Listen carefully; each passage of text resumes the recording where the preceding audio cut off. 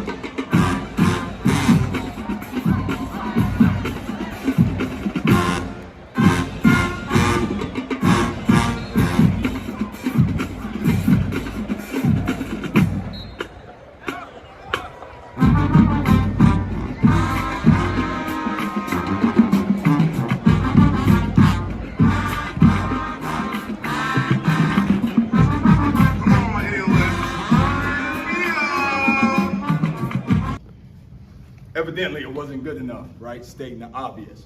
Got to get better from game 1 to game 2. We can't put the ball on the ground. I told them, you see what happens when you catch the ball. We got to be better tacklers. Offense and defense has to work together.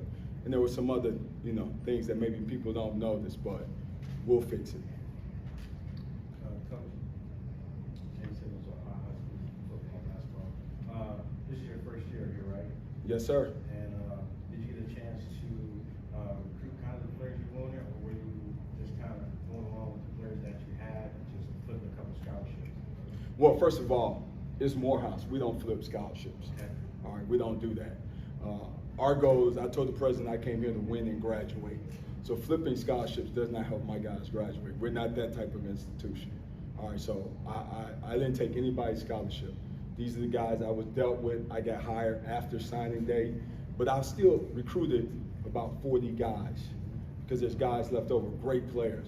So we just have to figure out how to put it all together, and we will. We'll get better. Coach Wiltshire. Yes, sir. Keno Sultan, C-Town Radio. The first possession of the game, Jada Fires scored on a 29-yard touchdown run, and things just went downhill for your team after that. How costly was that for Virginia Union to score on their first drive, that your team was fighting uphill battle the rest of the way? Nah, I don't look at it like that. They split us in one play. He's a great player, right? The game is 4 quarters, 60 minutes. You know what I mean? We came right out. We blocked the punt later. It's 14-7. We're back in the game, but we got to get some momentum. We got to find playmakers and get the ball to the right people, and we'll do that. Coach, Yes, sir. Mel Thorpe, 216 Sports Network. Not calling timeouts before halftime, do you think that killed the momentum that you could have got, putting some points on the board before halftime?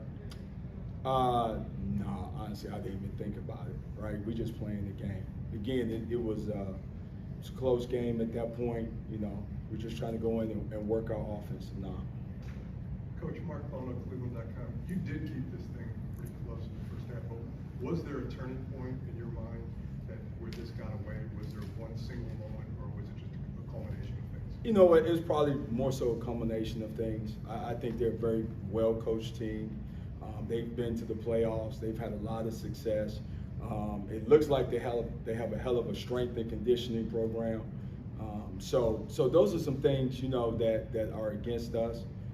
We have to get better in certain areas in our program, and our administrations make those things happen. So, you know, but nobody cries over spilt milk. We didn't get it done at the end of the day. Coach, Peter, Karen Repository. Morehouse had some costly and some unnecessary penalties. What are some things that what will you do to address that, or how you will handle to? Well, you know, a little bit. Well, I'm sorry, a little bit of that's first game stuff. But let me say this: it was no more costly than Virginia Union. I think they led everybody in personal fouls. So, you know, for the most part, I was happy with our discipline. I warned our guys that they would get chirpy, right? Just to be patient. They would commit errors and fouls, and they did. You know, a couple of times they got us with a hard count, but we're aggressive defense. Those things that happen. So, I don't really worry about it. More than the penalties, to me, is we got to be able to block, we got to catch, and we have to be able to tackle. Plain and simple. Yes, sir. Coach Wiltshire, it's still early in the season. Usually early in the season, you kind of, work out the kinks on a game-by-game basis. What is the conversation that you're going to have with your team on the ride home? Oh, I already had that conversation. That's why I'm late to the press conference. It couldn't wait, right? I had some things to get off the chest. And it started with this my school, this my alma mater, and that's not acceptable. But the thing about it is, when we lose, it's my fault. It's 100% my fault. I take the hit. When we win, it's the kids, right? It's 100% my fault. Evidently, I didn't do something right. We weren't prepared, but we will fix it. I'm just extremely proud of these guys. You know, they did a great job. I think, kind of preparing for it. You know, when we went through camp, everybody was kind of talking about it, and it was, Hall of Fame class, the Hall of Fame class again. So we were ecstatic to be here. That was the first thing. I'm glad we was able to come and represent like we did. And we talked to these guys about finishing, and I'm glad that they played the second half like they did today. It was the first game. We knew we were gonna have some first game type, mistakes and things like that. But them guys played through it, and I was extremely happy to see how them guys did.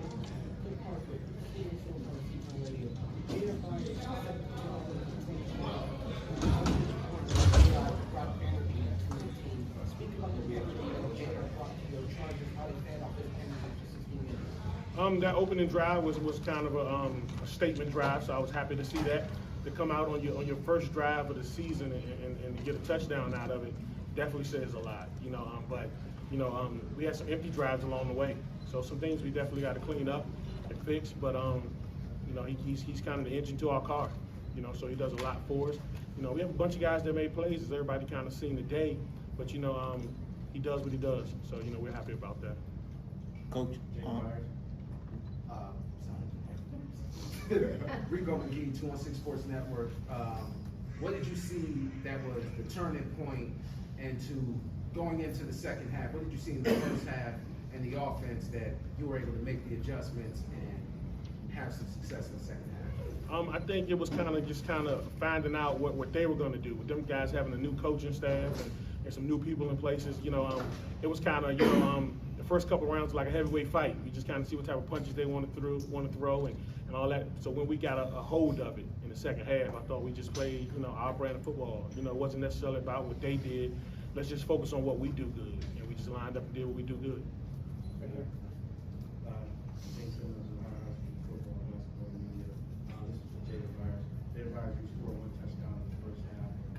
Kind of slowed up a little bit and then picked up in the second half. What was going on between that first and second quarter? Nah, my motto is this. I tell coach, hey coach, every run is not gonna be a big run, every yard not gonna be 20 yards, every carry is not gonna be 50 yards. I'm the type of running back, all I need is 4 yards to carry. 4 times 3 is 12. That's the first down every time to me. So once I broke the 29-yard and got that done, I said, hey coach, I'm good with 4 yards to carry.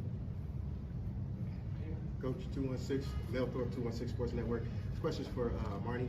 What did you see defensively that helped you set the tone on defense for the rest of the game in the second half? On defense, the mindset is definitely stop the run and bring a lot of energy so that the rest of the team can feed off of us. You know, that's exactly what we did. I think they finished well under 60 rushing yards for the day. That's just the motto. That's the standard, and that's what we uphold the standard of not letting anybody run on us.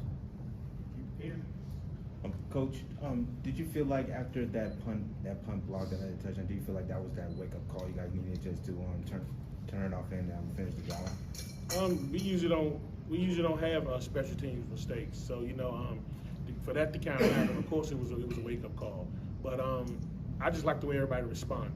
You know, sometimes when things happen that's not supposed to go your way, you know, it can start to go downhill from there. But these guys responded. Like I said, these guys want to set their own identity for the team that they are. They don't want to necessarily be compared to the last year's team or the team before that. These guys want to set their own identity. And in setting your own identity, you got to do some things different. So I think them guys showed a response that I haven't seen before since I've been here, and I was happy to see that. Jada, a follow-up. Obviously, everyone will talk about with your numbers, but I don't think we don't really give a ton of credit with your offensive line for creating blocks for you and finish. Is there anything you want to say about your offensive line, how much they factor in your rushing? I got the best front 5 in the nation. I don't know how many times I gotta say it, and that's how I believe it. I got the best front 5 in the nation. They're gonna do what they gotta do, and I'm gonna do what I gotta do. Without them, there's no me. Coach, Jabril Norman had a big day for you guys defensively. Just talk a little bit about his day and what does he mean for your team? Well, Jabril's a transfer for us, so this is his first time being in a Panther uniform. And to play like he did, you know, we knew he can do it. You know, he had a heck of a camp. And he forged his way to a starting position with a pretty experienced defense. You know, so kind of that speaks volumes for what he did. You know, and to come out there and play like he did today, just, you guys saw it. You know, so, you know, he had a fumble recovery, a sack, interception, return for a touchdown. Heck, I thought that was Jada running the interception back, how he was making guys miss. You know, but but I'm happy for him, man. That kid deserves everything that he had coming his way. Coach, here from the Red River Report. We know that this is your first game. You guys played extremely well for the first game coming out of camp. How much emphasis have you guys put into defense? Because we know about the offense, we know about Jada, but on the defense, it seems like you guys played lights out in the second half. Is this kind of like something that you guys definitely was kind of like, let's show what we are during halftime? I think we have just as many starters back on the defensive side of the ball as we do on the offensive side of the ball. And I just don't think those guys get enough credit.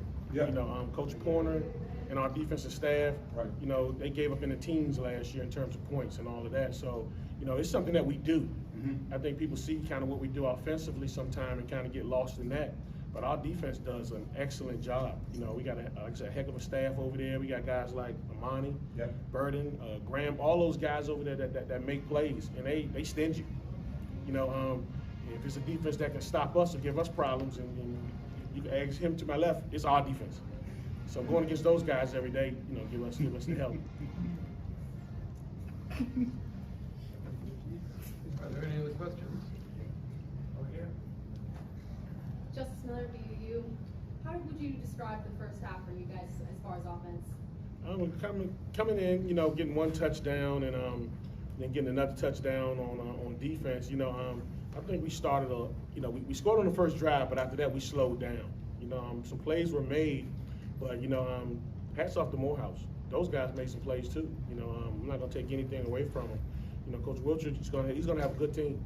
You know, those guys are gonna make some noise in their conference. So, but they came out hungry, just like we did, you know. So we were able to get one kind of right off the back, but you know, they put their foot down and stopped us a couple times. So I was glad the way, you know, we came out and responded in the second half more so than anything. You know, that was a big thing for us.